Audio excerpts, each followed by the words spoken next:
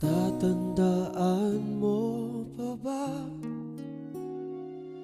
nung tayong dalawa ay unang magkita? Panahon ng kamusmusan sa piling ng mga bulaklak at halaman.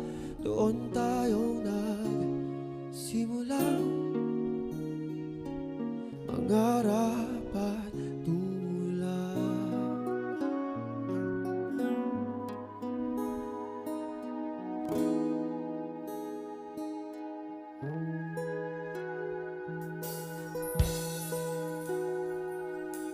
Natatandaan mo pa ba